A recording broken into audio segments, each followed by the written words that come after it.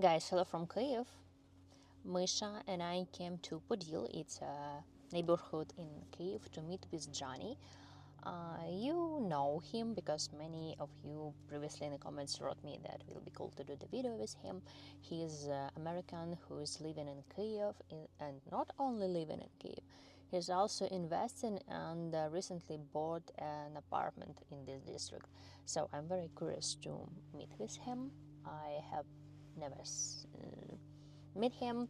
Let's say I follow him on Instagram and on YouTube, so just curious to talk about daily life, about investments during the war, how his family react for his choice to stay in Ukraine and live in Ukraine. So his reaction for the Sirens, for the war, and so on.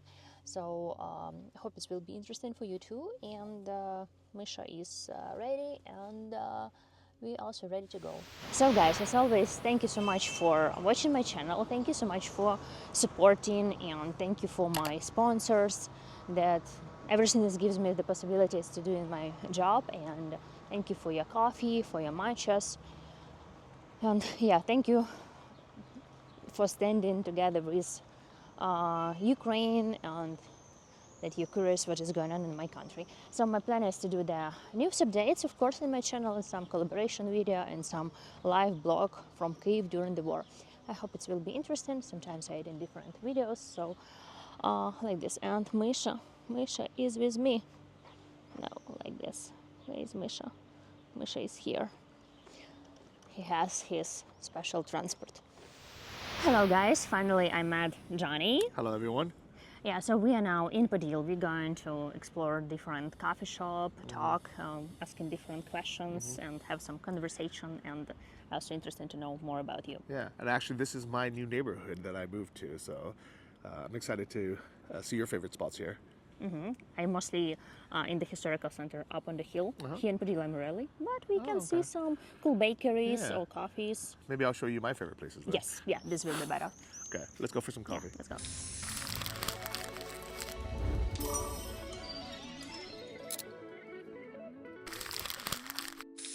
So it's my first time to meet Johnny today, and I have like curiosity about like what do you do in here? Like what is you have a job? You like why so here? Why Kyiv? I guess it's a difficult question because I'm American. I don't really need to be here, but I was living here before the war, and I decided to come back and volunteer. Okay, what do you do? So I've been doing many different things throughout the 3.5 years of the war now. Mostly whatever's most needed. So in the very beginning, like when Irpin and Bucha were first liberated, I was going and delivering food there because the supermarkets weren't open, and there was people living there. So after that, we started delivering food to in Kyiv, to like these frontline cities. You've been to Kharkiv Yes. in 2022. Yes. Yeah, me too. Yeah. And just as needs change throughout the years, I've been volunteering with different organizations. Probably all of last year, in 2024, I realized the military was the most important thing. The first year in 2022, 2023, we really needed to help the civilians because there's literally some people that just had no food. For them to buy something to eat, they had to ride a bicycle from Irpin to Kyiv, which is like a 30-minute drive. So on the bicycle, it took them like 2 hours. And you have like these old, babushkas and stuff that couldn't do it. But as like supermarkets reopened, I realized, okay, how can I help now? And all of last year, the most thing that was like needed was drones and vehicles. So I was helping organizations with that. And now, honestly, I'm a bit burnt out, and I've decided I can't help everyone. I can't help in like such a big, massive way anymore. My audience is a bit burnt out for donations. I mean, we collected over $100,000 in the first couple of years. So I'm very grateful for them to do that. But especially in 2022, I know people like all the war donate. Yeah, exactly. We raised and donated over 10 vehicles, like dozens, maybe hundreds of drones even. But now I realize I can't ask my audience for more money. So what can I do myself? and I've been volunteering, helping kids. So I've been teaching English. I've been I leading saw them this. camps. I saw you learn Ukrainian and you teach Yes. kids in school. I saw this on Instagram. I'm teaching them English, not Ukrainian. Yeah, you learn Ukrainian, you're teaching them English. Okay, yeah. Cool. And where is the school located? So the school I volunteer at most is on the left bank on Liberezhina. Liberezhina, It's like a government school. Uh-huh. But then I'm also volunteering with different organizations like Glow Global, which we most recently, last month, we took them, the 75 kids from Sumy region Yeah. to the Carpathians. Yeah. And for 10 days, they had like a summer camp where they're learning English, they're learning, normal school topics, but we're doing it together in the mountains where they're safe. Because in Sumy, they haven't had in-person classes for 3 years. Just a question. What is the organization Global? Go Global. Go Global. Go Yeah. Global. And all the money is donated from abroad. Now all the money comes from private donors. So the last camp, it was an anonymous British guy. So thank you, whoever you are. But it used to come from like USAID, but all that money has been stopped now.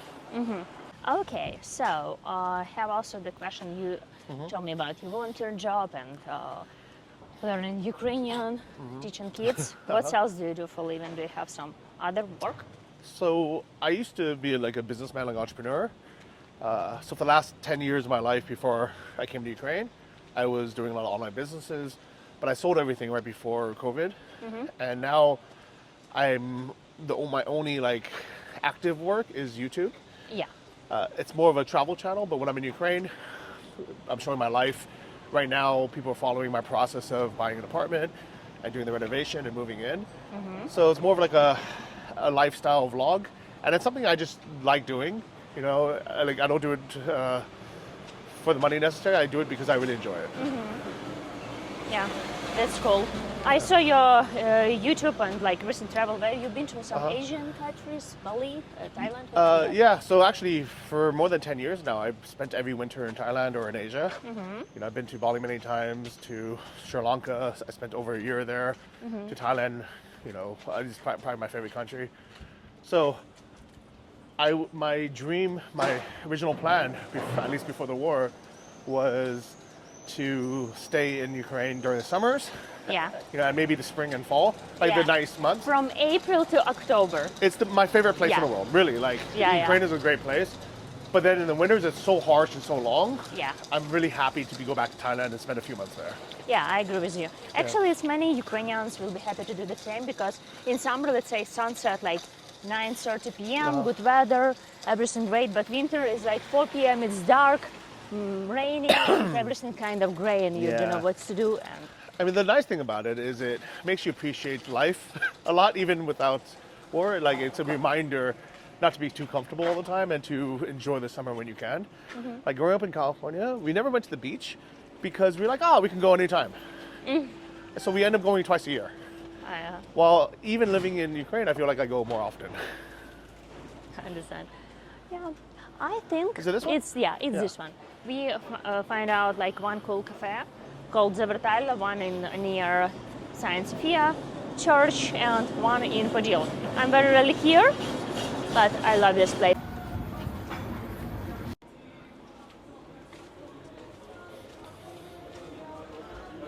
Everything. This is actually my favorite bakery. Hello. I really love Kyiv. It's like you can find everything according to your taste, and our cafes, restaurants, everything like in a very good level. Do you like food in Ukraine? I love it. And actually, when I was in Paris, I was eating their croissants to compare it to this place because this is my favorite in Ukraine. And I think they're really similar. Like, the best bakeries in Paris might be a little bit better, but the average typical bakery in France is actually not as good as this.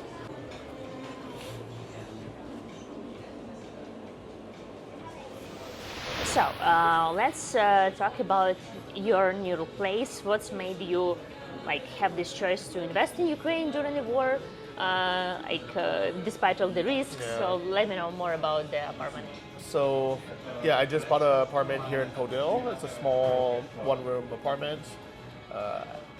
And in short, I understand there's risks, but I also believe in the future of Ukraine, and I also want to live here long term. I decided before the war to move to Ukraine.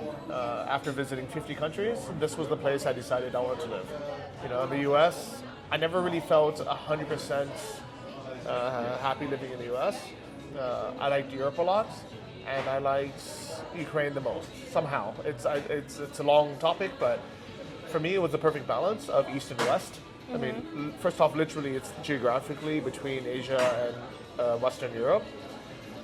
And you have a lot of the family values that I like of Asian culture, where people are very close to their, grandmas and extended family. Yeah. You go to these weekend, visits to the dacha, It's me and my grandma. Yeah. Yeah. And I feel like in the U.S., a lot of most Americans I know, they never see their family except for twice a year, maybe Thanksgiving and another day. So little things like this, the fact that people take off their shoes when they go into someone's house or bring some fruit, it reminds me a lot of Asian culture. Yeah. Americano. I можешь, будь ласка, допио? Дякую. Yeah, actually we're very connected with our families, Yeah. with grandma and so on, but maybe, correct me if I'm wrong, maybe in US people, how you can say, go for studying and for work, that's why they're very far away from their families, and it's only possible to have the holidays during New Year's and Easter, maybe. But it's also a choice because we decide, we're very independent. Yeah. Americans, we are raised to think that all of us are very self-sufficient and we don't need anyone else.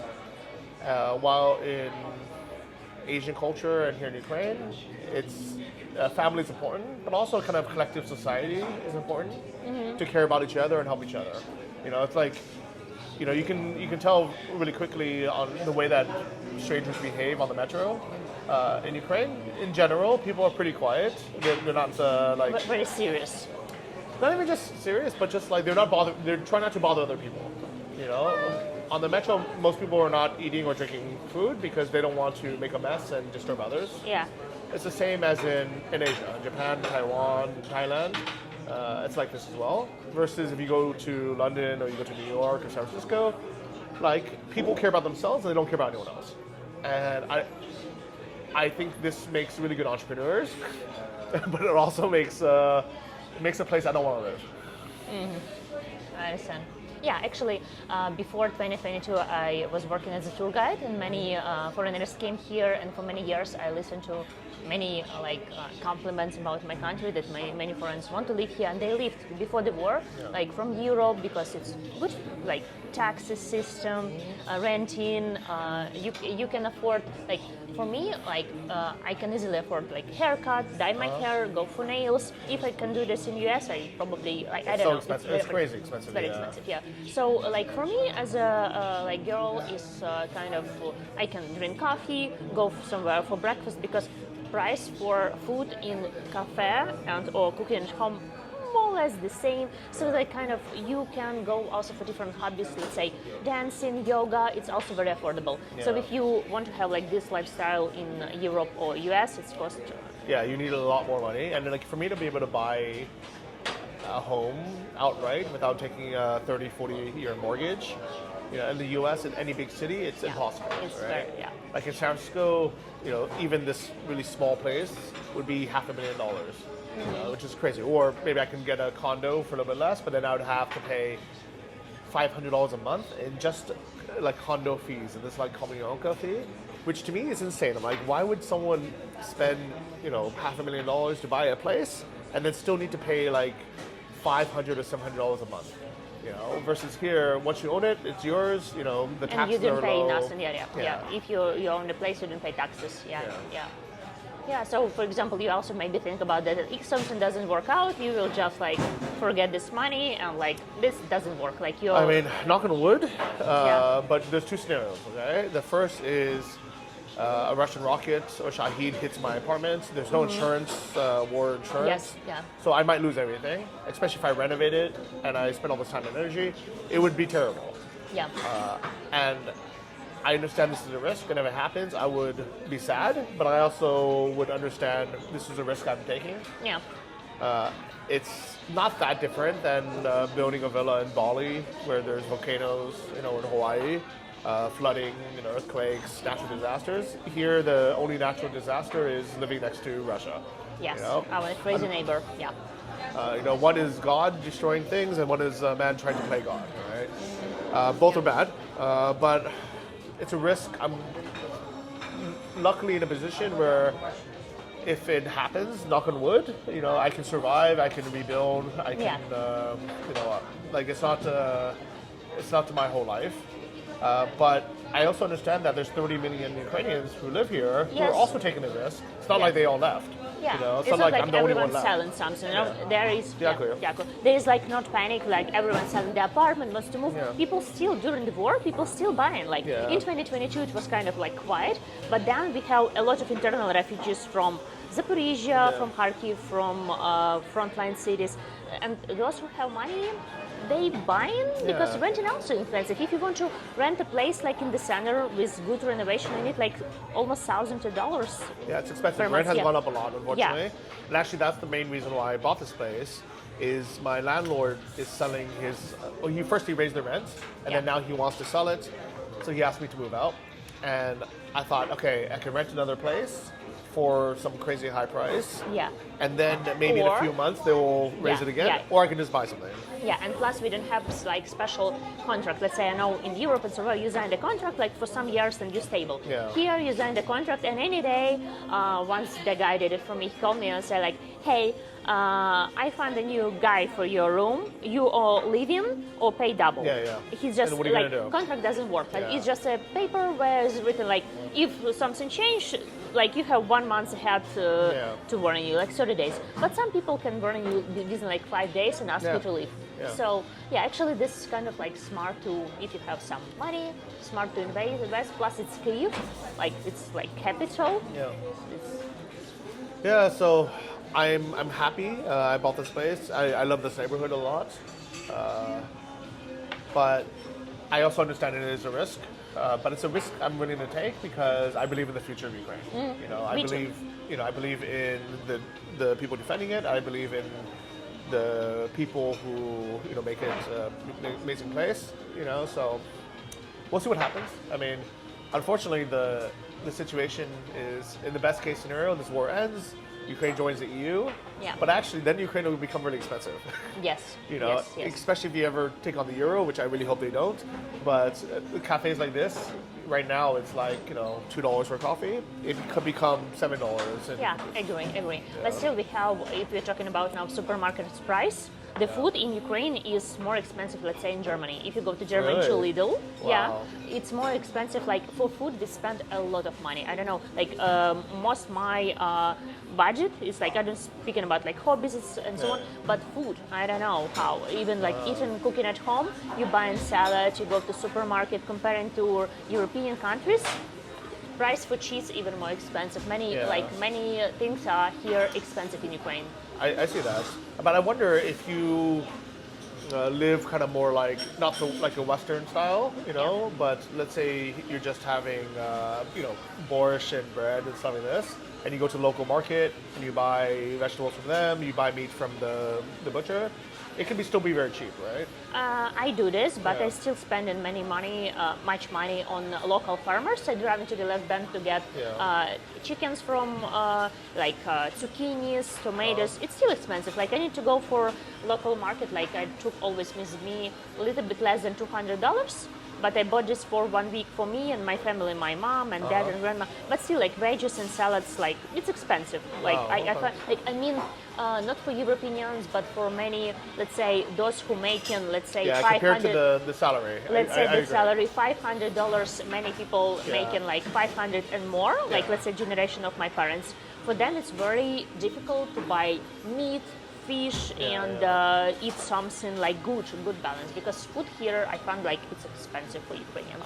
Maybe this is why a lot of old people still have their dachas and they grow their own vegetables, and maybe they have their own chickens and stuff. So maybe, and maybe it's also part of their life, like how they used to grow something in place. So what your friends back home in, where's your friends? Mostly in the US, right? What they think about your choices, your decisions? Are they worried about you? You texting, by the way, about your parents? Did they always like calling you, worried about you after such a news? So for sure, in 2022, they were all worried. Actually, they were worried in 2021, you know, when the whole talk of it started. And I didn't think the war would happen. You know, I really thought there's no way Putin is stupid enough to try to invade Ukraine. Because living here, I knew, number one, all this propaganda about Ukrainians wanting him to come and help was all bullshit, right? I also knew that there was a zero chance that Ukrainians would not fight, that they would just give up and say, okay, oh, you want to take it, you know? I think during that time, you know, everybody was very scared. And one of the reasons why I left in the beginning of the war is my mom said, if you are in Ukraine, I cannot sleep, and my health will suffer. Yeah. So I said, okay, let me leave for some time. I went to Budapest. I was volunteering there at a refugee center. Mm-hmm. And after Irpin and Bucha was liberated and Kyiv was out of artillery range, let's say this, I thought, okay, it's not safe, but it's less dangerous than before. It's like a calculated risk. Time to go back. So time to go back, you know? And I explained it to them. I said, like, listen, Mom, Dad, I love you, but like, I'm a grown man. Like, I need to make my own decisions, my own life. And here I can help, but also when I'm out of Ukraine, I'm always checking Telegram and the news to see what's happening, and I'm like stressing more. Versus when I'm here and something happens, I look around and say, okay, I'm okay, my friends are okay, like people are still smiling and having coffee and going to the park, like everything's more or less fine, you know? So actually somehow I feel calmer when I'm here. Mm-hmm. I understand. So your mom kind of, now 2022, she's get used to this? She's gotten used to it. Yeah. And also she understands now because she sees my videos on YouTube. It's one of the reasons why I make videos about my life. It's so people like my parents, but also my friends, and even just like people watching, they can understand that war is complicated. Ukraine's a big country, and that even during a war, people live a life. Yeah. You know? Because what we have to do, like, what we can do. Enjoying that we survive, we have chance to live because... Yeah. And places like this, I mean, I have friends who fight on the front, and whenever they come back, we go to like nice restaurants or nice bakeries, and I ask them, you know, I said, like, does it feel strange for you to do this? And they said, yes, but it's a good thing, because if this wasn't here, they would ask themselves, what the hell are they fighting for? If everyone left and all the businesses shut down, first the economy would shut down, and then secondly, they would feel like, why are they fighting for a country that abandoned them? You know, versus when they come back, they're reminded of what they're trying to protect. Mm-hmm. Yeah, makes sense. So let's do some break. Yeah. So we had an amazing Americano. Now it's very hot. Like today, what? It's like 33 degrees Celsius. Yeah, but what I like about Ukraine is normally it doesn't get so hot in the summer like in some parts of Europe or some parts of the US where we have these heat waves. I feel like in Ukraine, most of the time, especially at night, you don't need air conditioning. You can just keep your windows open with a fan. Yeah, it depends from the walls. Depends on the building construction. Yeah. Like whereas my grandma lives, it's like walls getting so hot during the day, it's impossible to sleep at night. Yeah, So. and actually, my apartment that I just bought is a Khrushchevka, but I would rather have had like a pre-revolutionary building or a new building or something, but it would have been much more expensive. Yes. So I decided, okay, I'll get a Khrushchevka, but only if it's brick, because brick is much better with insulation. Yes. And the place that I bought, they are actually installing external insulation right now. So my building actually should be pretty nice. Good. If I may ask you about, I think many foreigners will be interested about price for buying an apartment in Kyiv. I know during the war it's more or less the same price as before. I checked the market. How much do you pay for how many square meters? Yeah, so... It's one room, yeah? Yeah, so in general, before the war in Kyiv for like a Khrushchevka, like these older buildings, it was about $1,800 per square meter in like in this area. Okay. And then mine was about 1,700. So it didn't change by that much, maybe about 10%.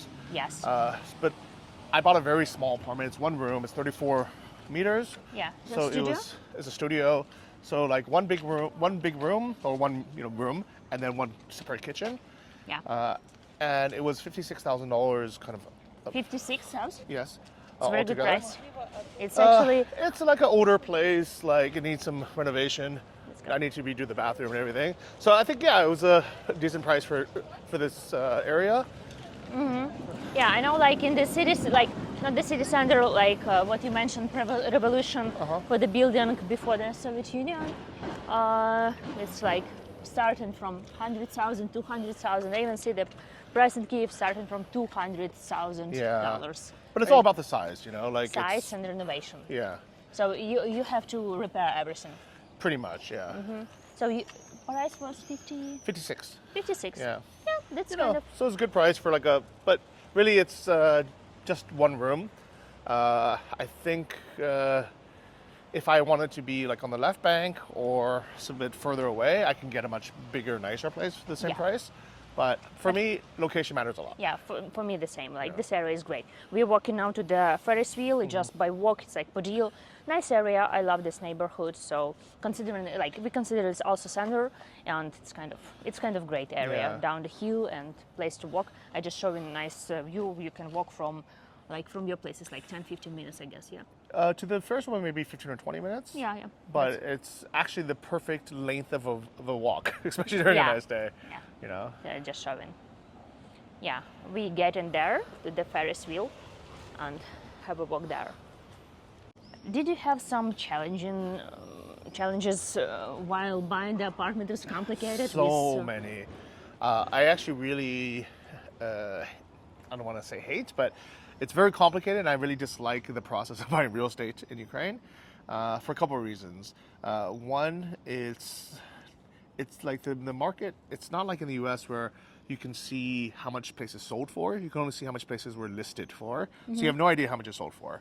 And there's so much kind of gray area, and even before the war, where people would want a suitcase of cash instead of doing a bank transfer. Yeah. And now during war, because of currency limitations, a lot of sellers want a suitcase of cash even more, but it's actually impossible to even get this cash unless I somehow fly to the US and steal it back. Yeah. So you buy this with cash? No, I actually did mine completely legally through Hryvnia to Hryvnia transfer through Privat Bank. You have to open your bank account. Yeah. It's like a huge process because till 2022, I helped the foreigners to buy. It's was complicated. You have to show from where you have this income, open special bank account, for which reason, and so on. And I was okay with doing all this, but what really annoyed me so much was Privat Bank asked me to verify this 4 times. Once, when I wanted to transfer the money, they actually canceled it because I tried to transfer it from dollar into my Hryvnia account, and everywhere else in the world they'll just convert this money, but for some reason they can't do it, so that bounced back. And then I said, okay, I'll send it to a dollar account and then convert it internally. Yeah. That worked, but then they asked, okay, where did this money come from? I'm like, yeah, no problem. I can show all my documents. But then once I got the money, they said, okay, now you want to actually send it to someone else? Please show me where this money came from. And I said, I just showed you yesterday. And they said, well, this is a different department. So I submitted the same documents, and this time they're like, no, it needs to be in Ukrainian. And I said, but all officially notary and translation. And I'm like, my God. And so I did this, and I said, okay. And then they asked me a week later saying, oh, we noticed that your spending habits have changed in Ukraine. Like you said, you were only spending $1,000 or $2,000 a month. Now you're spending 60,000. And I said, yeah, because I bought this freaking apartment. So they asked me to confirm a 3rd time, and I can't even remember the 4th. But it was such a pain in the ass that I told Privat Bank, I said, if I'm ever going to buy something again, I'm going to do it illegally because you make it so hard and complicated that it's easier just to to do it illegally. Yeah, I like not illegally, but I agree with you. Some banks and some system is like sometimes on the one hand it's very easy. We have DIA. It's very easy for Ukrainians or something, but for foreigners it's like they want to double check what is the money come from, for which reasons, and kind of you have to often.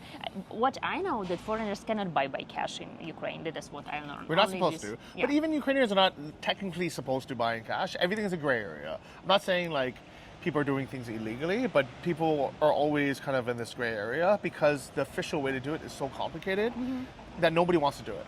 I understand. How many time you spent like from point A to point B? Like you saw the apartment, you decided to buy, and So I was very quick. I saw it, I knew what I liked, and I said, okay, I'll offer the full amount. Like I didn't even, I think at first I said, okay, let's just do like a $2,000 discount. And he said, no. I said, okay, whatever, I'll pay the full amount. So you would think the next day I could just buy it, but it took more than a month of headache. I had to hire lawyers. Yes. And actually, this isn't even the apartment I wanted. The apartment I wanted was 1 block away, and it was $70,000. yeah. And I wasted 2 months and $1,000 in lawyer fees to find out that because of all this bureaucracy, they cannot even legally sell it to me. And if I bought it, there would be like some potential problems. So I ended up losing that apartment and that money and time. Oh, yeah. It's like I guess this was really good price, 57,000. And maybe the owner want to sell it quickly, and I bet many people also want to buy it. So it's like this while you want to buy something and dealing with documents, apartments are gone. Yeah. So it's,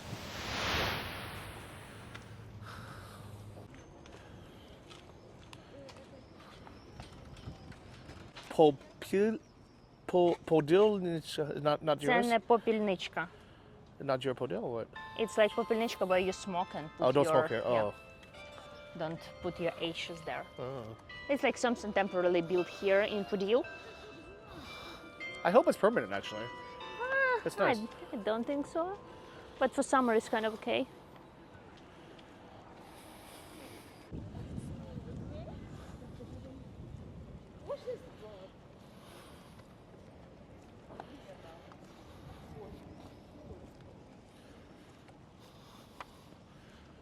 I like this view so much when you have Ferris wheel and Andrew's church Yeah, it's a up on beautiful the place. hill. Yeah, love it.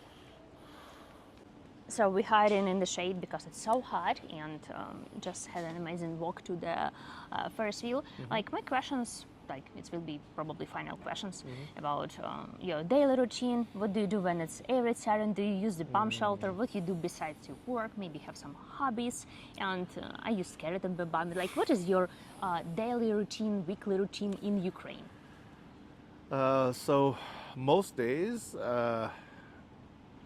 I wake up and I really enjoy going to coffee shops, different ones, which is why I like living in neighborhoods where I can walk somewhere. I bring my laptop and I'll check my comments on YouTube and check my emails, things like that. And 2 days a week I've been taking Ukrainian classes now, and I'm learning the language. It's very hard to learn, but I feel like if I'm going to live in Ukraine, I need to speak Ukrainianski mova. So, and I do Brazilian Jiu-Jitsu twice a week as well, and I go to the gym. So my life is actually pretty typical and kind of simple. You know, on weekends, I like to go to the lake with friends to barbecue or, you know, things American, like this. Ukrainian friends? Half-half. Unfortunately, a lot of people have left, or you know, some of them are, you know, busy. Some people are out of the country. Many people moved, you know, so it's a bit lonely sometimes. But there's always people, you know. There's always like new people coming, and I try to have at least 50% of my friends being Ukrainian, because when I lived in Thailand, the reason why I never really felt like I can live there long term is culturally you're never really accepted as, you know, one of them. While here I feel like, especially if you speak the language, like people accept you as part of Ukrainian like life and culture and everything. Not, you know, the first time you meet them, they're people pretty cold. But once you get to know people and you earn their trust, like they're friends for life, and they treat you like anyone else. They treat you like, you know, their brothers and sisters and cousins, you know. So as far as the Sirens, I decided from day one that I need to have some set rules if I'm going to live here. And I thought, okay, what is the risk I'm willing to take for my life and also my mental health? Because if you come and you just panic every time there's a air raid and you have to make that decision every time, do I go shelter or not go, it puts a big mental strain on you. Yeah. And I have a lot of acquaintances here, even mostly Ukrainians actually, who they suffer and they're depressed because every day they're making this hard decision. Do I sleep or do I try to save my life? And then it's overwhelming. So you have to make the decision. Do you go every single time or do you never go? What is yours? For me, I decided to never go. Oh. So my only two rules are I will not go into artillery range or FPV zone range because your chances of dying are much, much higher. Yeah. But if you're in, Shahed or ballistic missile range, it can happen. But I've calculated that the risk of me personally dying is about the same as me riding a motorbike in Bali. And if I'm willing to do that, then I should be willing to live here. And if I want to have a functional, normal life where I'm not spending half my days in the shelter or stressing about this, then I will just sleep and take my chance. How do you sleep? You have something for your ears. Do you sleep enough? You sleep well? How is about that?